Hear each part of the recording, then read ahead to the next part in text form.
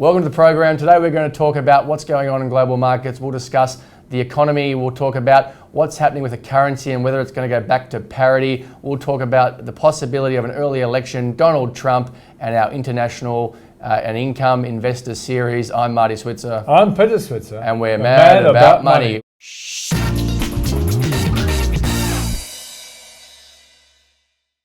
We've only got 2 minutes and we're going to cover each topic in no more than 2 minutes. Pete, first question. Market had a great run last week. Really starting to get some good momentum now. Can this rally last?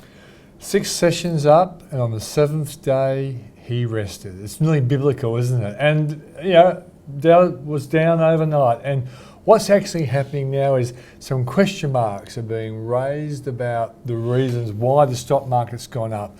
And I think there have been 3 big reasons. One is oil prices have been going up, iron ore prices have been going up, and the fear of an international and maybe a US recession have come down. Now, what happened then was all of those idiots, let's call them hedge fund managers, short sellers, and all these bad people were caught in the short squeeze. They'd been selling them, and now they were getting a bit worried they're going to be wrong. So bang, they started buying in again, and up go oil prices and iron ore prices. And then BHP's share price goes up, and Rare goes up. And then we hear this unusual story about Fortescue and Vale getting together. So there's been a whole lot of good stuff that's actually offset all the bad stuff that drove markets down in the first place. Oil prices, iron ore prices, and talk of recession. So that's been a great thing. The major driver has obviously been commodity prices. We've seen iron ore up to now $63 a tonne. Up 60%. From 54 to 63, extraordinary. Yeah, up 60%. We've seen oil prices up almost 40%. Yeah. We're obviously sold off on the fact that commodity prices were plunging. Now they're starting to come back. What's your thoughts on commodity prices though? Let's start with iron ore first up. Yeah. Do you think that price can hold? No, I think it'll come off. But to what sort of range? Well, probably in that 45, 50 for iron ore, and in the 30s for oil. Because the miners are saying that this is all a sentiment-driven rally, and that these prices aren't sustainable, and they're tipping. I think it was the Barry Fitzgerald that was tipping it would sort of get back between $30 to $40. Yeah, well, that kind of thing is possible. But the bottom line is this. It was sentiment that drove it down, and there was a short squeeze linked to sentiment that's taken it back up. The bottom line is, I think the curveball that happened yesterday was the Chinese trade data. Well, no, the Chinese trade data, where exports were down 25%. But the thing is it was the lunar period affecting this. So we don't know if we can trust those bad numbers. So can we ever really trust the numbers in China? No, it's true. But it's particularly distrustful during the Chinese New Year. Yeah, and they're particularly distrustful when they're good. When they're bad, everybody trusts them. They're telling them something. So I just think we'll have to wait till the next month just to see how bad China is. The bottom line is this rally is now going to be tested. Let's move on to the economy. Great news on the economy. The data sort of broadly has been incredibly positive.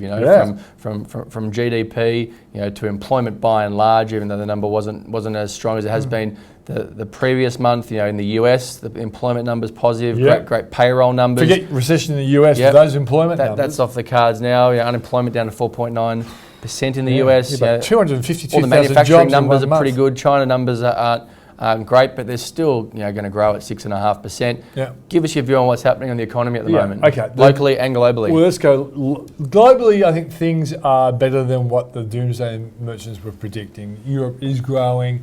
And by the way, there's a European Central Bank meeting this week that will probably help growth as well, and it'll probably even help the stock market. But the Australian economy, absolutely killing. That 3% number last week was absolutely more than what the Reserve Bank expected. I interviewed John Edwards from the RBA board. He was surprised how good that number was. Then, to back it up, business confidence out yesterday jumps, a nice big rise, was it 2 up to 3.4 or something, but business conditions really jumped huge. And business conditions tell you what are businesses feeling now, and that's a really good now indicator. What sort of lag does the GDP number have? That's from the last? It goes back to December. So it's the December quarter. So that's October, November, December. Correct. But the thing is this. I think business was feeling a bit more confident just when you actually look at when you're actually at the cold face of business and you are working with corporates and different sorts of customers in all different sorts of areas.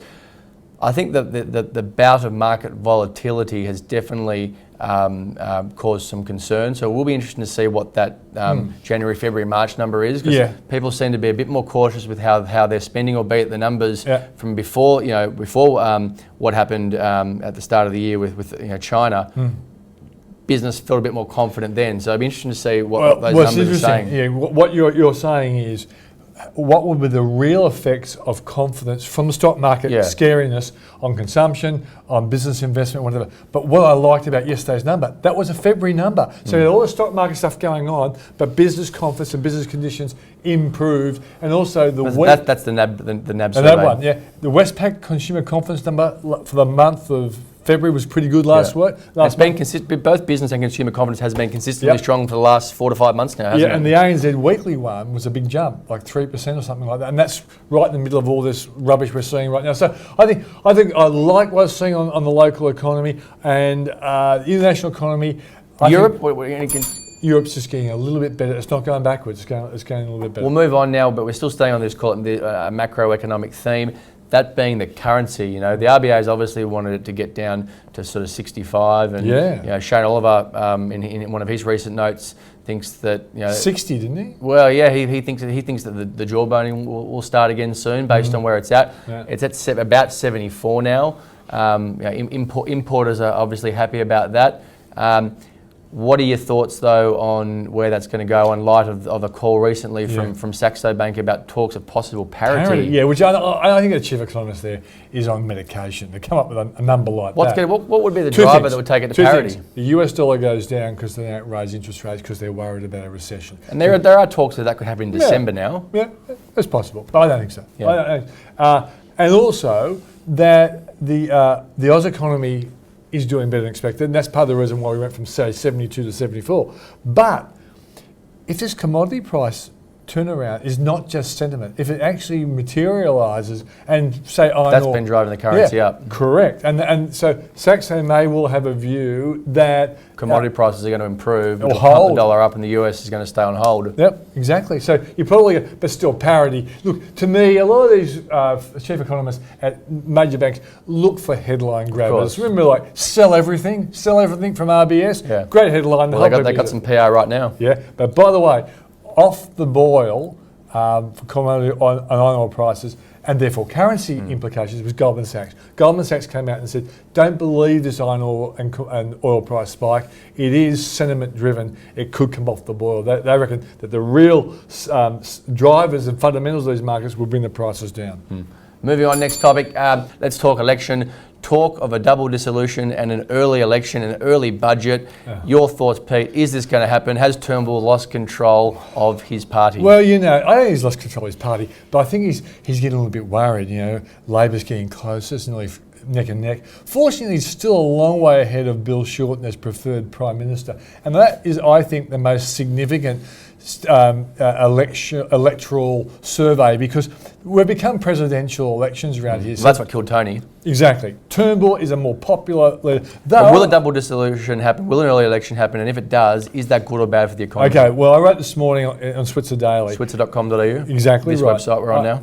I actually said that an early budget, which would bring back 1 week, they need to do that to go on July 2, which apparently for the early election. That's a preferred date apparently if they go early, and a double dissolution. Can they only go early by calling a double dissolution? No. They can just go early. Yeah, they can just go early. Yeah, he's entitled to call an election up until October. But if for example, if the Senate wasn't making it possible, so why would he call a double dissolution? Because he wants to get rid of this crummy Senate. He wants to start. But won't an early election do that? Pardon? An early election won't do that. Because they're voting in the Senate, so they've got a longer term. Yeah. So he can call a half or a double. And the bottom line is this: when you call an election, what happens is a lot of people stop investing. Look at the real estate market worried about negative gearing and capital gains tax from Labor. A lot of people will not go and invest. They won't buy properties until they know what's happening. And then you've got all the related businesses. You've got the valuers. You've got all the businesses that might service the property industry. There may well be some developers who won't develop. So therefore, a lot of building industries could be affected. Early elections are not good for the economy. And as I just said, the economy is looking looking really good. Malcolm should not jeopardise the economy for political opportunism. That's my personal view. And also, think of the budget. Historically, I've done a PwC budget, post-budget breakfast that drags 2,000 people into an event. Now that's going to have to be cancelled and rescheduled for early week. But can they get the event? Can they get the speakers? John Howard might not be available then. So speaking agencies are going to be thrown out. Limousine drivers, catering companies, all this stuff's going to happen. You might be free now. Well, that's right. I might get an extra job. There you go. But the bottom line is that it's a real big gamble at a time when this economy is looking good. And I've said to Malcolm in my piece today, don't do it, because I think the economy doesn't need this kind of curveball.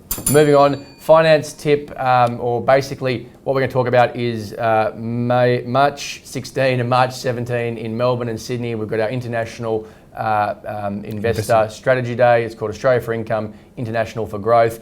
We've got some amazing speakers at the event. Peter Switzer, Paul Rickard, Charlie Aiken, George Baburis, a number of fantastic supporters as well. And we're going to explore these topics of investing in Australia for income and investing offshore for growth. Pete, what are you hoping to achieve out of the day? Well, I think the thing is this. A lot of people want direction. A lot of us invest locally and don't think about overseas. And also, when you do invest overseas, you've got to think about hedging and the currency, the topic we brought up today.